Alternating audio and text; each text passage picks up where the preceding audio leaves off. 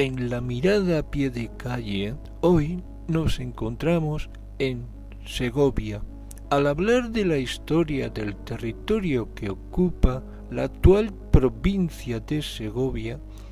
fue ampliamente romanizado, conservándose todavía un sinfín de territorios de su viejo esplendor. Tras la caída del imperio, la ocupación visigoda, las viejas ciudades y campos romanos iban a ser ocupados por este pueblo germano que sobre todo que a partir, abandonando así el helenismo del siglo VII, va a convivir pacíficamente con el principal substrato étnico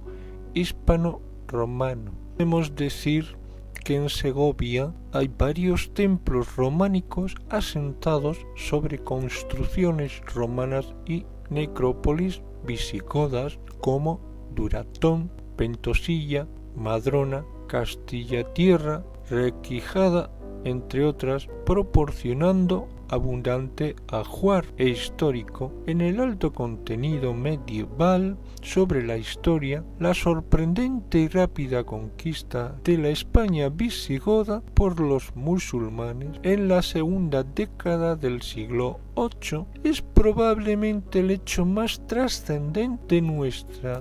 historia, influyendo poderosamente la conformación del territorio segoviano. La historia de Segovia en los tiempos románicos, una crisis musulmana iniciada con la disolución del califato cordobés, que culmina con la conquista de Toledo por Alfonso VI en el año 1085. Al penetrar desde el norte de África y amenazando la conquista cristiana, obliga al rey castellano leonés a crear líneas fortaleciendo a estas las cordilleras central que afectan plenamente al territorio segoviano. La monarquía que se incentiva en esas ocupaciones de esos territorios mediante un sistema de fueros y extensiones tributarias fueron a estas a toda Europa, sumiendo el apogeo de la sociedad feudal de esos pobladores al organizar concejos de sistemas municipales y extendiendo a comarcas a las diferentes y predominantes poblaciones que se las llamaba asimismo como villas en pequeñas aldeas circundantes de tierra, constituyendo globalmente a una de las comunidades de villa y tierra. También las diferentes ciudades se acogen al Camino de Santiago y el trasiego de viajeros en diversas regiones europeas y animadas a estas instalaciones de mercaderes y artesanos en la economía fronteriza de las tierras del sur del Duero durante el periodo románico, en la que se basaba la agricultura y la ganadería. Para seguir continuando en los alrededores de lo que es Segovia, se encuentra una monumental construcción románica que fuera la presencia de esta, como es el acueducto de Segovia. A esta se podía decir que Segovia es patente desde el siglo II a.C. Se buscaban asentamientos celtíberos para pacificar y explotar territorios y en algunos asentamientos, a menudo castros fortificados, se deshabitaban, entre otros, para ocupar a este desde el siglo I después de Cristo. En el territorio se acabó estructurando los entornos entre los únicos municipios del Duratón cerca de la actual población de este mismo, como es el nombre de la Coca y Segovia, entre los tres lugares en la que había abundante población indígena. Poco a poco se fue romanizando, hablando a sí mismo y escribiendo en latín, adoptando todos los patrones culturales del mundo rumano, y este ambiente de profundas alteraciones del mundo indígena, podríamos decir, en un acoplamiento a modo de vida romano, se puede entender en la construcción del acueducto de Segovia. Diríamos que es una obra de prestigio para los constructores y para la ciudad, en cuya parte alta había casas notables y unos temas y al menos cuyos restos han podido estudiarse parcialmente, mediante el cual se han ido extrayendo aguas desde la tierra hasta la población, en la que hay que unir a esta cierta propaganda política las obras públicas que eran a menudo subvencionadas por personajes de la política del municipal, al cual era asimismo a estas, tras 3 décadas e intervenciones en el casco antiguo de la ciudad, se ha permitido conocer algunos de los más sobresalientes de la era de la Segovia romana, en el que algunos de estos restos parciales ya se suelen tratar de excavaciones de una cierta urgencia en cimientos en los que han salido a la luz para reflejar en algunos importantes edificios de carácter público y privado por el siglo XII y XIII. Ya en Segovia se registraba más actividad constructiva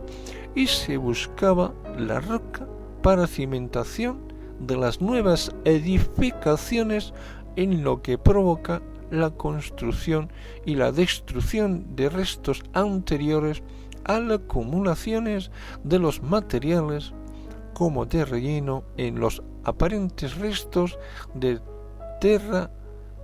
sigillata, pintura mural, mosaicos, monedas u otros vidrios.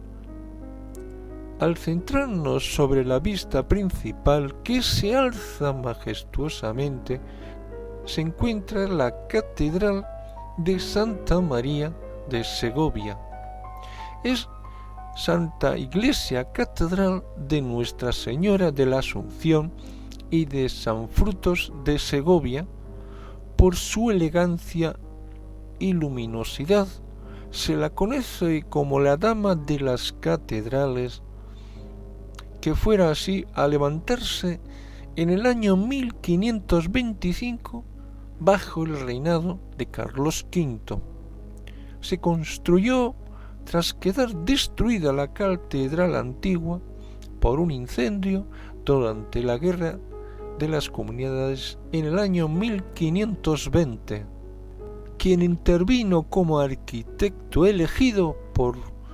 este es Juan Gil de Ontaños, que falleciera poco después, por lo que le sucede a la obra su hijo Rodrigo Gil de Ontañón. En el año 1526, Rodrigo Gil solo estuvo 3 años al frente de las obras, en las que se hizo cargo de la dirección García de Cubillas, y participando en estos trabajos desde comienzos de la obra. En el año 1559, tras este fallece García Cubillas y se recoge a este el testigo nuevamente Rodrigo Gil de Ontaños, hasta este mismo que en 1577, tras morir Rodrigo Gil de Ontaños, en 1577 le sucede Juan de Mugaguren en las cierra a esta las bóvedas del crucero con la cúpula y el estilo escurialense, terminada los brazos de transepto. Construye en 1615 la puerta neoclásica de San Frutos.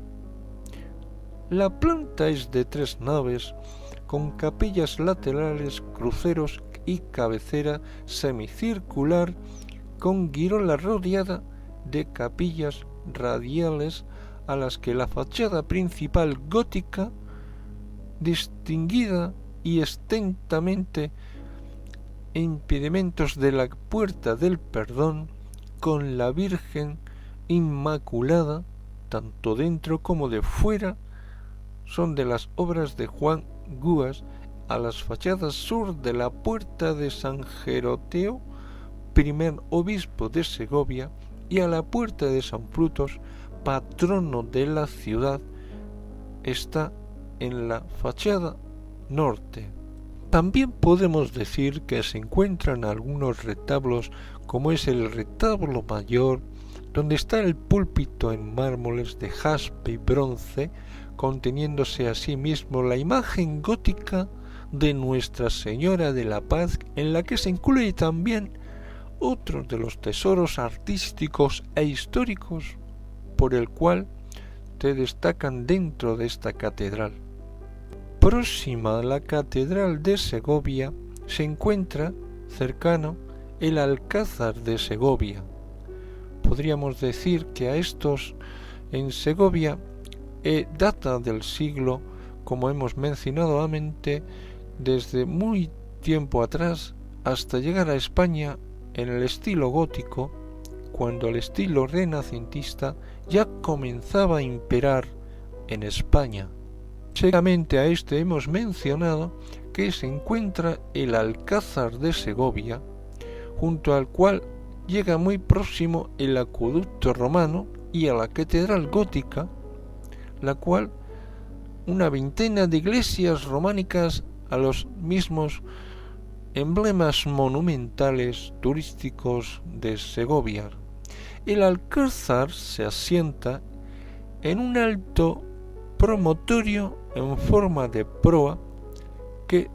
domina la confluencia de los ríos del río Claramoles y Eresmas. Tan estratégico lugar fue habitado como castro desde tiempos celtibéricos y se sabe que fue ocupado por los romanos y árabes. Segovia, después de esta repoblada, tomada desde Toledo por Alfonso VI, en el año 1085 la ciudad creció y vivió tras construir numerosos edificios religiosos y civiles durante el siglo XII. Posiblemente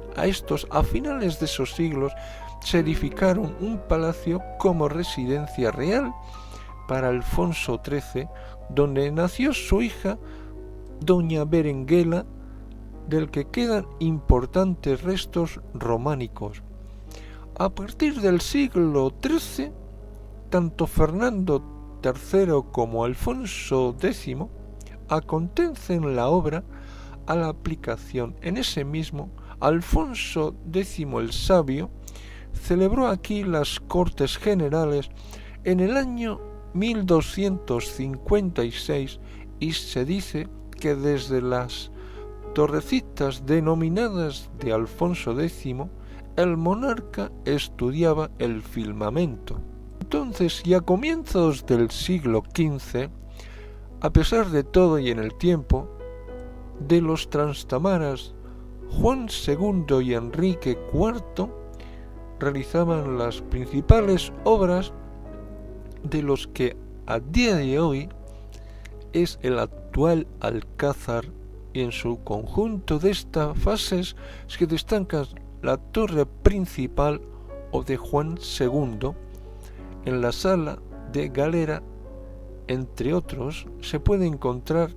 una de las fases arquitectónicas que surgen de la historia en el año 1587 de la mano del arquitecto Francisco de Mora. Posiblemente en estas colaboraciones con Juan de Herrera realiza el patio principal de la Escuela de Honor.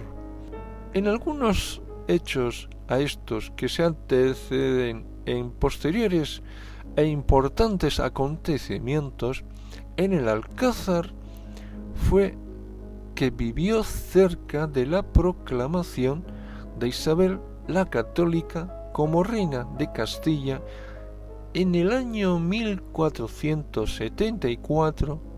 Después de aquí salió en dirección a la iglesia de San Miguel junto a la Plaza Mayor de Segovia. En esta, la boda de Felipe II con Ana de Austria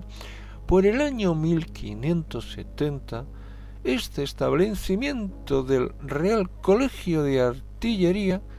el Real Colegio de Artillería por Carlos III en el año 1764, asediado por un incendio que asoló al Alcázar en el año 1862, siendo restaurado desde el año 1896, ha ido acogiendo al Archivo General Militar. A lo largo de los años, los acontecimientos del actual Alcázar de Segovia, en los conjuntos de edificaciones superpuestas cuyas arquitecturas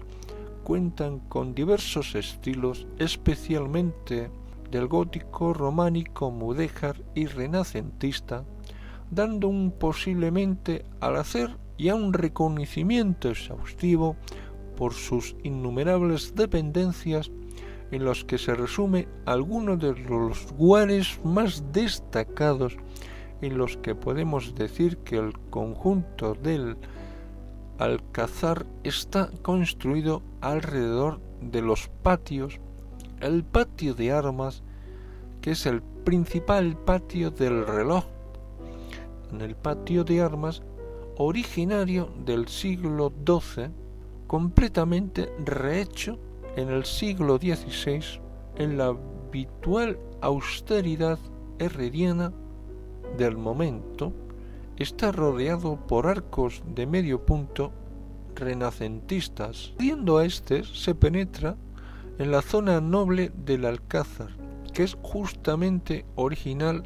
románica. En la sala de ajimeces denota la portada original, en la que se ve una parte en la que en algunos de estos restos románicos como columnas y capiteles. Ya estos también se encuentran, como hemos mencionado, Torre de Juan II,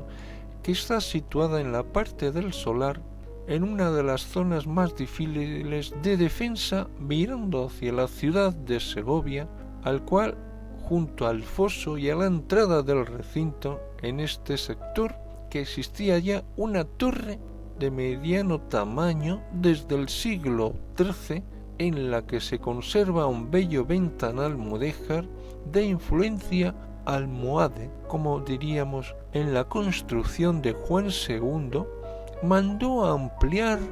en la altura y en la anchura. Durante las partes del siglo XV adoptó espectaculares portes, convirtiéndose en una de las construcciones más impactantes de la arquitectura palaciego militar de España. Estas torres fueron empleadas en ocasiones como cárcel. La Torre de San Juan, en la segunda, se puede ver inevitablemente para el público acceder a esta por una estrecha empinada. La escalera interior, al parecer, es a esta un esfuerzo para ver diferentes vistas de la ciudad de Segovia.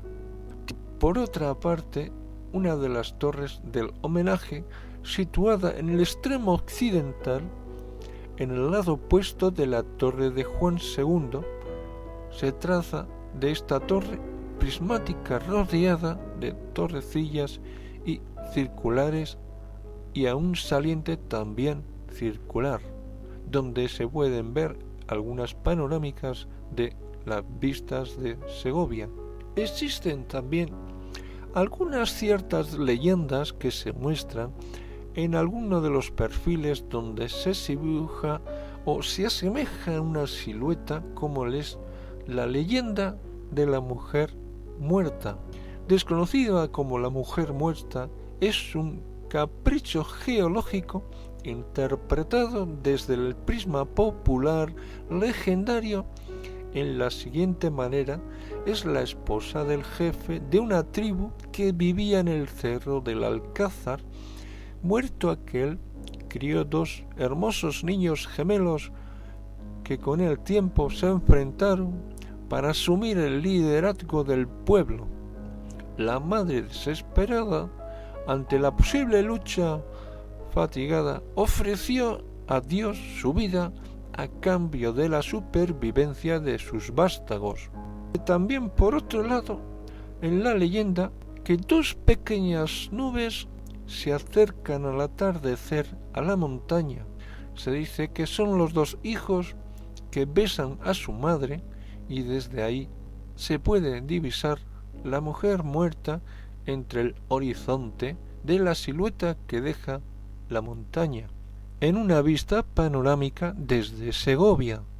También cuenta la leyenda que fue esta, la del acueducto, como sería la pereza y no romana, la madre del acueducto, una muchacha que trabajaba como aguadora antes de arrastrar el cántaro por las empinadas calles de la ciudad. Diríase que aceptó de manera para poder hacer un trueque con el diablo. Dispondría de tal alma la mujer si antes de que cantara el gallo el agua llegaba hasta las puertas de su casa. De esta misma la culpa de la joven consciente rezó hasta entenuecer a su misma para evitar el trueque pactado, mientras que en una tormenta se había desatado el demonio como si fuera a destajar, trabajando de manera que cuando cantó el gallo malignamente lanzó un alarido espeluznante por una sola piedra, y sin colarse a ésta había perdido el alma, hasta que la muchacha confesó su culpa ante los segovianos y tras de sí tratar de rociarla con agua bendita de los arcos para eliminar el mal rastro del azufre, fue aceptando felizmente el nuevo perfil de la ciudad. Uno de los pequeños hoyos de la superficie de las piedras señala, según en esta leyenda, el punto en el que los 2 dedos del diablo presionaron a esta misma. Al hablar de ciertas literaturas, diríamos que Segovia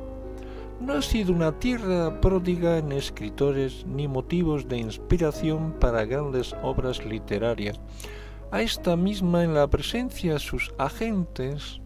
como serían las letras españolas, diríamos que Alfonso X el Sabio recogió algunas de sus leyendas en el libro de Cántigas de Santa María, en la que podría decir divinamente el vitalista y animoso Juan Ruiz, el arcipreste de Hita, la eligió como una meta en uno de sus viajes, y a los novelistas del siglo de oro español, Miguel de Cervantes, Castillo Solozano, Jerónimo de Alcalá Yáñez y Francisco de Quevedo, en sus calles sacaron y picaron, además de pintorescos personajes como Rinconete y Cortadillo, el bachiller de Trapaza, Alfonso el Donado Hablador, el Buscón, Don Pablo o Dominique Cabra, protagonistas de sus novelas. Algunos de los escritores españoles tardaron en sentir la atracción del paisaje, y leyendo sobre estas líneas alcanzamos a atrever y a emocionarnos que Segovia pudo despertar en algunos de ellos, como sería Francisco de Quevedo. Debió impresionar vivamente en estas prácticas o pláticas, como se decía por entonces, en las que las casas de Segovia y en sí mismo se alegraron de los ojos. Para la torpe de Lope de Vega, en un monumento como el acueducto, Por el siglo XX, llegando a la mano de los escritores de la generación del 98, vendría esta a sumirse a la sensibilidad de los paisajes, descubriendo a Segovia con motivos literarios sobre el Cádiz verde. Véase en el pueblo que se escribía el entusiasmado Pío Baroja al contemplar desde la Vera Cruz cómo Segovia se destacaba sobre la masa verde del follaje, contorneándose, recortándose en el cielo de acero y ópalo, como diríase también don Miguel de Unamuno. Elogió gratamente al monumento que permanece pasado los siglos como símbolos inmemoriales de nuestra ciudad, con las líneas, esas piedras amontonadas tácticamente